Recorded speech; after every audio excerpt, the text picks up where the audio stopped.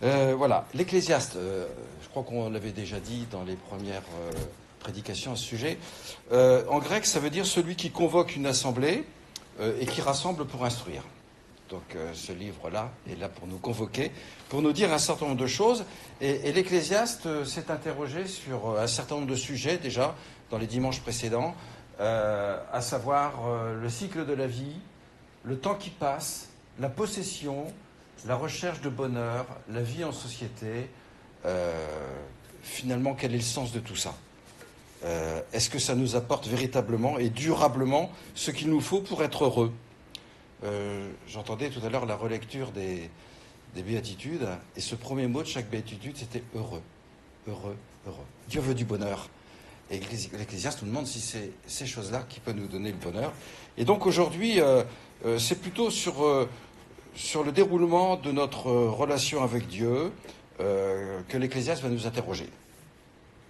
Mais ce qu'il souligne dans tout ce qui a été dit précédemment, et il va encore le souligner là, c'est que quelque part tout ça, c'est du vent. C'est vapeur, c'est fumée. On n'arrive pas à l'attraper, c'est pas consistant.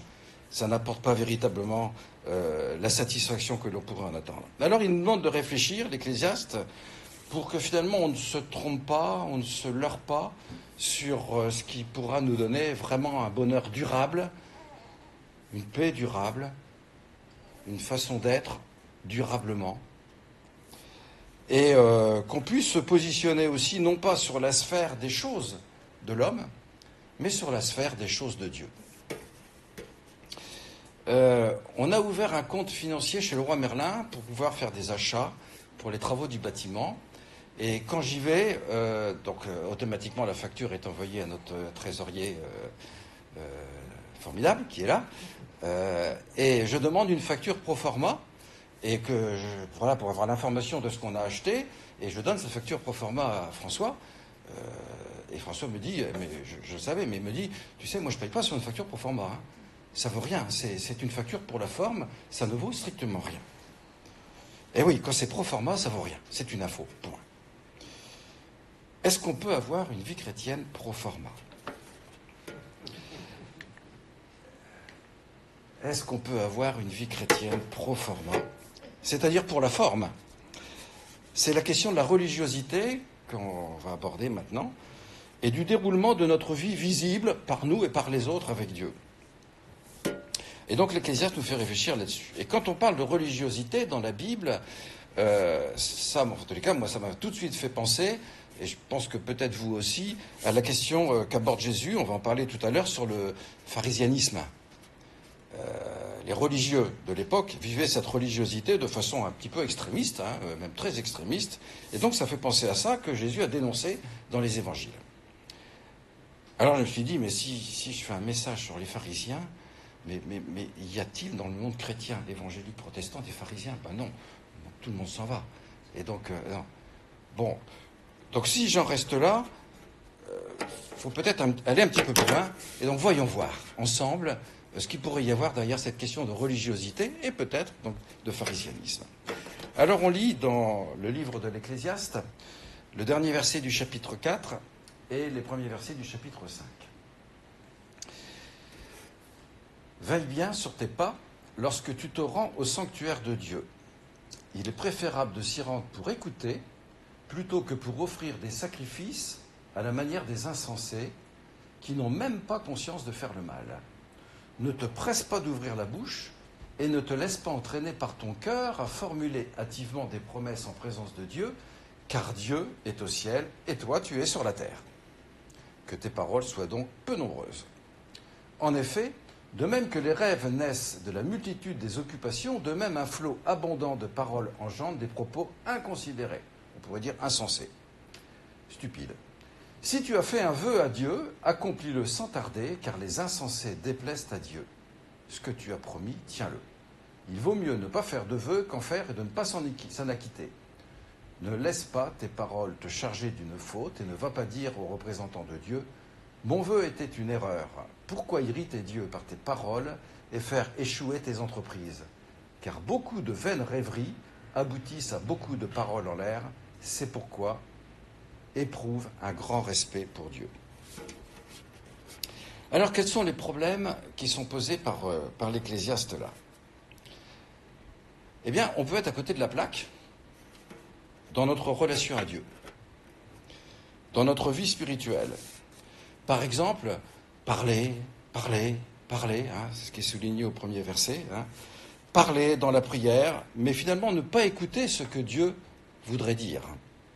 Ce que Dieu voudrait nous dire, c'est prendre du temps pour parler de soi, plutôt que pour parler de lui, avec lui, parler de nos projets, au lieu de parler avec ses projets. Comme le dit le chat, se taire, c'est pareil dans toutes les langues. Et ce que nous dit le verset 17, c'est de bien veiller sur nos pas lorsqu'on se rend au sanctuaire de Dieu, car il est préférable de s'y rendre pour écouter. Il y a des gens qui parlent tout le temps. Et on ne peut pas en placer une. Moi, je connais une personne, lorsqu'on va la voir, on passe une journée ensemble, etc. Et quand on en sort, on se dit, avec Françoise, on n'a pas eu l'occasion de lui parler de notre vie. Il a parlé.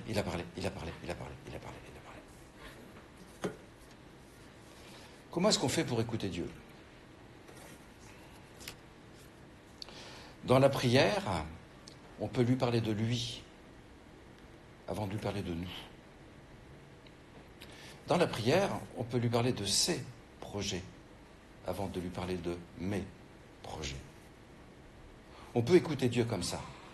On sait aussi qu'on peut l'écouter au travers de ce qu'il a écrit dans sa Bible, la Bible. Ou après l'avoir lu, on peut l'entendre comme véritablement ce qu'il dit et se dire, mais ce que tu me dis là, ça veut dire quoi ? C'est ça aussi, écouter. Et puis écouter, je crois qu'il y a un deuxième pôle où il est très présent, c'est celui-là, celui de l'Église, tout simplement. Où au travers des rencontres, des discussions des uns et des autres, on va pouvoir saisir ce que Dieu pourrait nous dire sur un des aspects de nos vies. Alors c'est quoi ? Bien sûr, c'est par exemple le culte, avec les rencontres avant, les rencontres après. C'est les réunions par exemple PEPS également, où on est là entre frères et sœurs pour partager et entendre des choses. C'est les rencontres, c'est les discussions d'une façon générale. Est-ce que vous avez déjà vécu des moments avec des rencontres avec des personnes que vous vouliez rencontrer pour leur parler, mais elles n'étaient pas disponibles, elles n'étaient pas présentes. Ou si elles étaient présentes, on voyait leur regard ailleurs. Est-ce que parfois, dans notre relation à Dieu, on n'est pas un petit peu dans cette attitude d'être ailleurs, au lieu d'être avec lui pour l'écouter ? Voilà, c'est ce que l'on vit peut-être parfois, ou c'est ce que lui vit peut-être parfois avec nos attitudes. Et puis après, l'Ecclésiaste nous parle des sacrifices, des efforts, des renoncements, qui sont, selon lui, au moins à l'époque pour partie, sans valeur pour Dieu. Lorsque tu te rends au sanctuaire de Dieu, il est préférable de s'y rendre pour écouter, on vient d'en parler, plutôt que pour offrir des sacrifices à la manière des insensés qui n'ont même pas conscience de faire le mal. Alors on peut faire des sacrifices, on peut faire des efforts, on peut même renoncer à un certain nombre de choses en se disant qu'on le fait pour Dieu, peut-être aussi pour se donner un peu bonne conscience, avec à côté peut-être un comportement que l'on connaît fort bien, qui est notre comportement qui laisserait à désirer. Un comportement où le cœur n'est peut-être pas là. Un comportement avec un état d'esprit qui n'est pas le bon état d'esprit. Mais on fait des sacrifices, on fait des efforts, on renonce à des choses. Dans le temps, et oui je peux le dire, moi dans le temps, quand les enfants de l'Église catholique allaient à leur catéchisme, eh bien ils y allaient avec une petite carte. Et sur cette petite carte, on cochait des cases, parce qu'on était venu et on avait donc une carte de fidélité quelque part. Et à la fin de la carte de fidélité complètement cochée, remplie, on était entre guillemets apte à passer ce qu'on appelle dans l'Église catholique, passer sa première communion.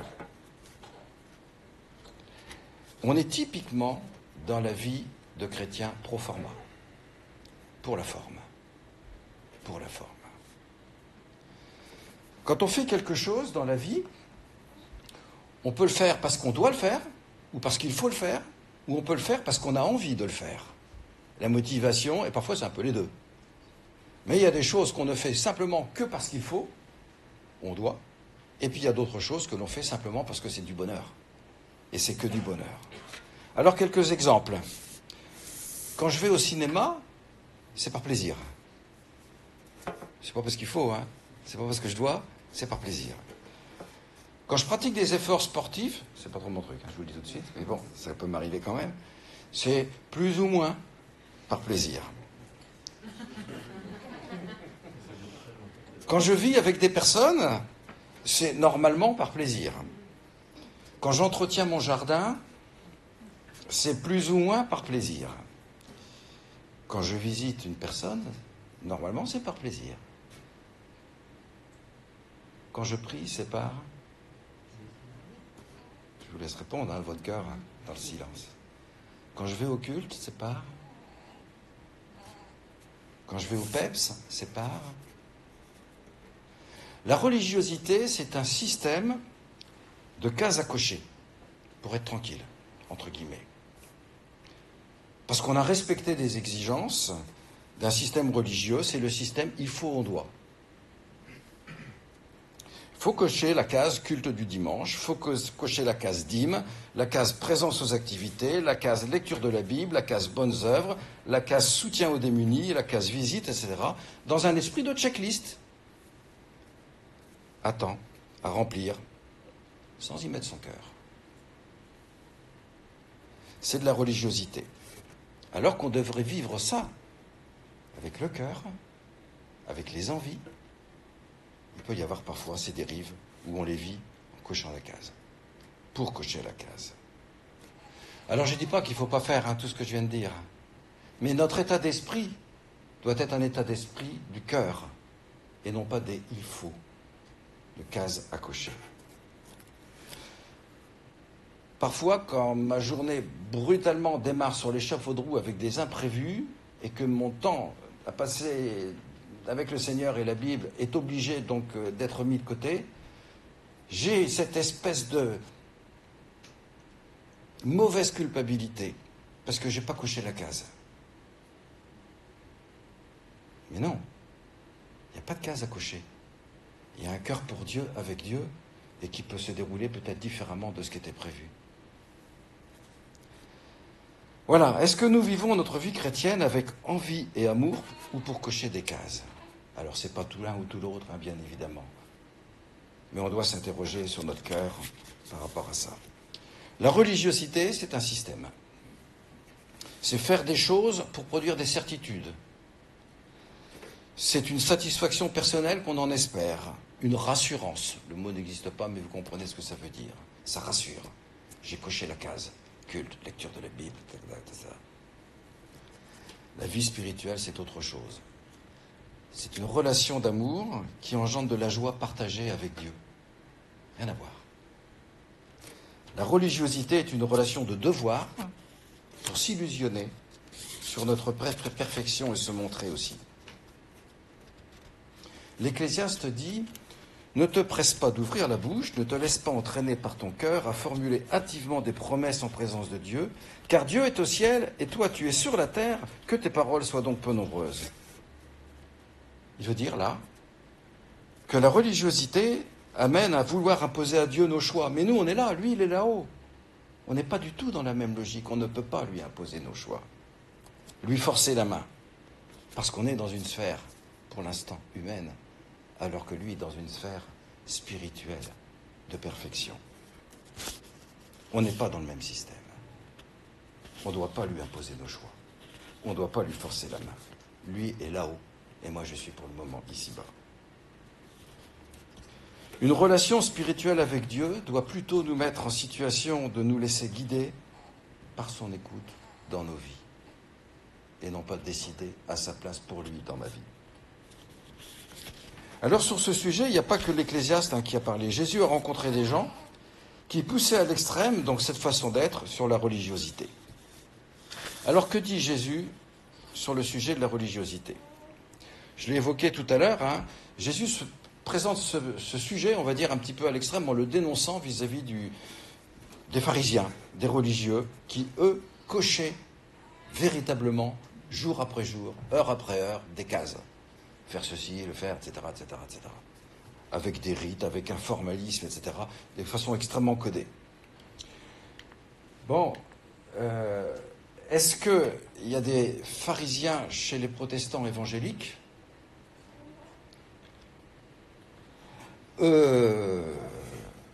Voyons, on va quand même lire ce qu'en dit Jésus. Jésus nous disait, dans l'évangile de Marc, chapitre 7, versets 1 à 13, des pharisiens et des spécialistes de la loi, venus de Jérusalem, se rassemblèrent autour de Jésus. Il remarqua que certains de ses disciples prenaient leur repas avec des mains impures, c'est-à-dire qu'ils ne s'étaient pas lavé les mains. En effet, les pharisiens et les juifs en général ne se mettent jamais à table sans avoir soigneusement lavé. Ils observent ainsi la tradition de leurs ancêtres. De même, en revenant du marché, ils ne mangent pas sans avoir fait leurs ablutions. Ils ont reçu beaucoup d'autres traditions qu'ils observent, comme celle de laver rituellement les coupes, les pots et les vases de bronze. Les pharisiens et les spécialistes de la loi demandèrent donc à Jésus: « Pourquoi tes disciples ne se conforment-ils pas à la tradition de nos ancêtres? Pourquoi prennent-ils leur repas avec des mains impures ?» « Hypocrite, leur répondit-il. Ésaïe a fort bien dépeint dans sa prophétie, vous a fort bien dépeint dans sa prophétie, où il est écrit: ce peuple m'honore du bout des lèvres, mais au fond de son cœur, il est bien loin de moi. Le culte qu'il me rend n'a aucune valeur, car les enseignements qu'il donne ne sont que des règles inventées par les hommes. Vous mettez de côté le commandement de Dieu pour observer la tradition des hommes. Puis il ajouta: si vous réussissez parfaitement à mettre de côté le commandement de Dieu pour établir votre propre tradition. Mais vous, que dites-vous? Si un homme dit à son père ou à sa mère: la part de mes biens avec laquelle j'aurais pu t'assister est corban, c'est-à-dire offrande à Dieu, alors vous ne le laissez plus rien faire pour son père ou sa mère. Vous annulez la parole de Dieu par votre tradition, celle que vous vous transmettez, et vous faites bien d'autres choses du même genre. Jésus reprend les paroles du prophète Ésaïe. Ce peuple m'honore du bout des lèvres, mais au fond de son cœur, il est bien loin de moi. Le culte qu'il me rend n'a aucune valeur, car les enseignements qu'il donne ne sont que des règles inventées par les hommes. Alors, les aspects que Jésus dénonce là, c'est quoi?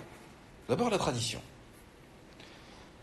C'est un sujet qu'on a eu l'occasion de travailler dans notre petit groupe, ça, la tradition, et de réfléchir ensemble. Alors, la tradition, c'est quelque chose qui s'installe tout doucement. Et puis un jour, on ne sait plus pourquoi c'est là. Mais c'est la tradition. On ne sait plus très bien. Alors il y a des traditions qui n'ont pas d'importance, c'est celui qui se met toujours au même endroit dans la salle, etc. Enfin voilà, on est des lieux, enfin voilà. Puis il y a des traditions, vous le savez, parfois aussi dans la vie chrétienne. Honorer Dieu du bout des lèvres, dénonce Ésaïe, c'est quoi? C'est quand il n'y a pas le cœur. On honore Dieu du bout des lèvres. Un culte sans valeur. Waouh!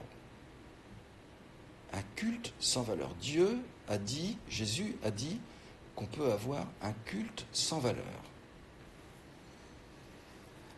Et que ça peut annuler la parole de Dieu. Annuler la parole de Dieu. Alors Jésus les appelle hypocrites. Hypocrite, c'est déguiser ses pensées, son cœur, c'est exprimer des pensées que l'on n'a pas. C'est vivre une attitude de mensonge. Ça annule la parole de Dieu. C'est grave, Ça annule la parole de Dieu. Je ne sais pas si on peut peser là ce que Jésus a voulu dire. Car au-delà de la personne qui fait semblant, on va dire, de vivre formidablement pour Dieu, avec Dieu, comme les pharisiens pourraient le faire, comme nous parfois on peut le faire, ça distille des enseignements faux sur véritablement ce qu'est la relation d'amour et d'écoute que Dieu veut. C'est tromper Dieu, et aussi cette tradition qui prend la place de la parole de Dieu, c'est envoyer les gens sur un chemin d'erreur. Alors on peut penser à toutes ces religions qui ont développé tant de choses et qui ont envoyé les gens vers un autre chemin que celui qui est le vrai chemin de la rencontre avec Dieu. Et donc Jésus lui pose le problème en d'autres termes dans d'autres endroits dans les évangiles. Par exemple, dans l'évangile de Matthieu, il dit aux religieux et aux notables, « Ce que je désire, c'est que vous fassiez preuve d'amour envers les autres plutôt que vous m'offriez des sacrifices. » Et non pas laver des pots avec des mains. On n'est pas sur la même planète, entre Jésus et la religiosité. Le projet de Jésus pour les hommes, il était tout autre qu'une logique de « il faut cocher des cases ». C'était pas un système plein de religiosité avec des codes, mais une église. C'était ça son projet. Alors une église, c'est quoi ? C'est des personnes en relation d'amour avec lui et entre elles, et non pas des gens qui cochent des cases. Et Paul, vous le savez, a tellement poussé la réalité de cette belle image de l'église qu'il en a fait une image d'un couple, de Dieu et son épouse, qui est l'Église, et non pas d'une relation avec des il faut et on doit, tout simplement. Et il compare donc la relation qu'il veut avec les chrétiens et avec chacun d'entre nous à celle d'un couple, et non pas une logique de simple respect d'une multitude de règles de vie. Alors, dans la relation entre des personnes, entre les extrêmes, qu'est-ce qu'on peut trouver ? Dans le niveau relationnel qu'il peut y avoir entre des personnes, et donc Dieu est une personne, et chacun d'entre nous en face sommes une autre personne. Alors ça peut être, j'ai entendu parler de cette personne. Ça peut être, je la croise. Ça peut être, je la côtoie. Ça peut être, je la rencontre et on échange. Ça peut être, on a des activités communes, ou on a des temps de vie ensemble. Ça peut être on cohabite, ça peut être on vit ensemble, et puis ça peut être on partage tout, et on a fait alliance. Où est-ce qu'on en est ? À l'extrême de la religiosité, j'ai entendu parler de Dieu, je fais des choses, et à l'autre extrême, l'alliance. Il m'aime, et il veut faire sa vie avec moi. La religiosité des pharisiens met le pharisien en situation, et ça peut nous faire aussi un petit peu réfléchir dans nos tendances parfois, dans une position, le pharisien, de semeur de zizanie, d'expert en surveillance et dénonciation, d'autorité de quelqu'un qui sait mieux que Dieu, de rigoriste implacable.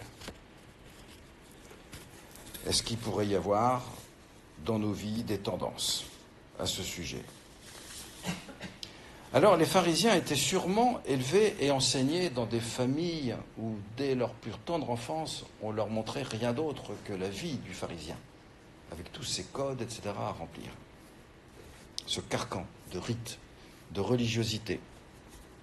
Et je me disais que, pour partie, quelque part, ils ont une responsabilité peut-être un peu diminuée. Parce qu'ils sont nés là-dedans, ils ont été enseignés là-dedans, et n'ont pas vu grand-chose d'autre que ça.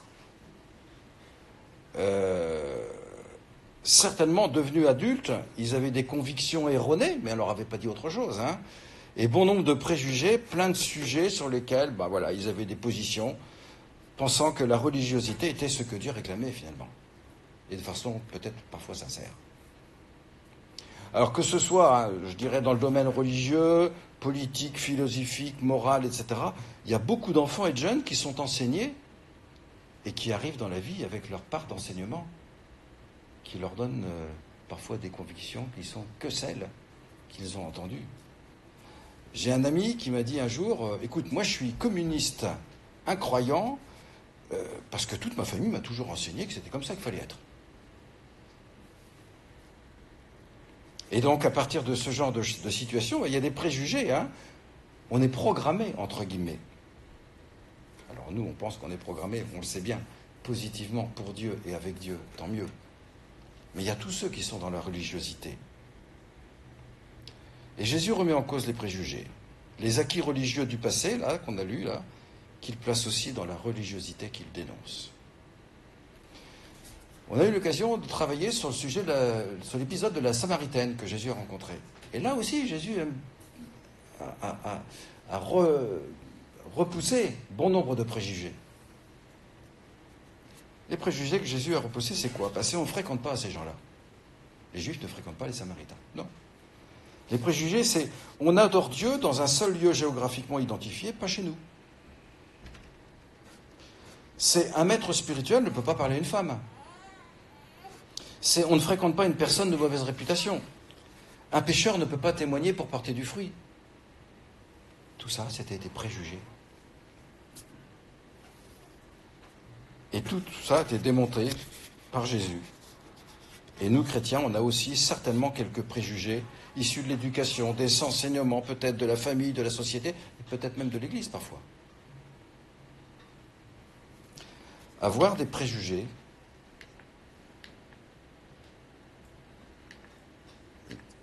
voilà. Avoir des préjugés, est-ce que c'est compatible avec la liberté d'esprit et un cœur libéré? Les préjugés censurent nos pensées, on ne se pose pas de questions, c'est comme ça. Les préjugés aveuglent et empêchent de remettre en cause, privent de découvertes et de trésors, on s'interdit de voir les choses autrement. Les préjugés rassurent bêtement. Quelque part, ça peut être une forme de superstition. Est-ce qu'on a des préjugés religieux dans nos vies chrétiennes? J'espère que je ne vais pas vous choquer avec ce que je vais dire là. En fait, le problème que nous pose Jésus est celui de la forme, et non pas du fond. Alors c'est par la forme qu'on fait passer le fond, mais quand on n'a que la forme et qu'il n'y a pas le fond, ça pose des vrais problèmes. Dans la religiosité, c'est la forme qui prime. Les rites, les paroles, les gestes qui produiraient par magie la satisfaction de Dieu et sa grâce. C'est la forme des choses sans le fond. Est-ce qu'il y a dans nos vies des formes qui entravent notre vie de grâce avec Dieu? Du genre, c'est des exemples qui me sont venus à l'esprit.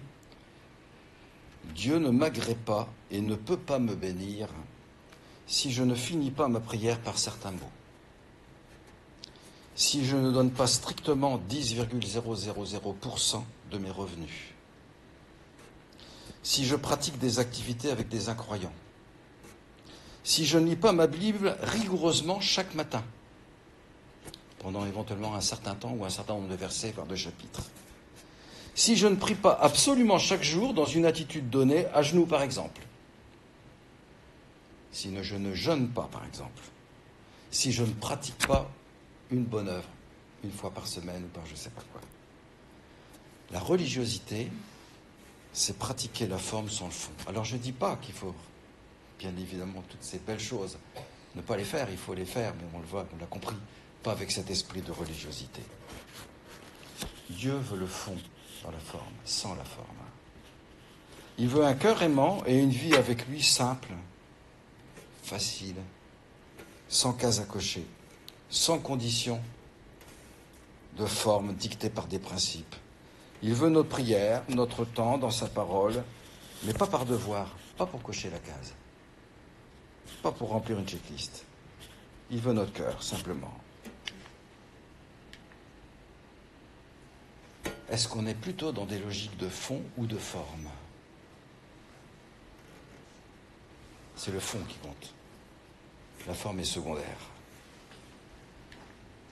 La religiosité, c'est pratiquer la forme sans le fond. Ce que Dieu attend, ce n'est pas un comportement de religiosité, mais une vraie relation de fond, de cœur à cœur avec lui, peu importe la forme. Alors pour terminer, je me suis posé la question, comment évoluer et faire évoluer à ce sujet? Pour ce qui nous concerne, nous chrétiens, étant conscients de ce qu'on vient de dire, chacun pour sa part, de ce qui relèverait de cases à cocher, je pense que c'est simplement demander pardon. Demander pardon d'un état d'esprit où le cœur ne serait pas là.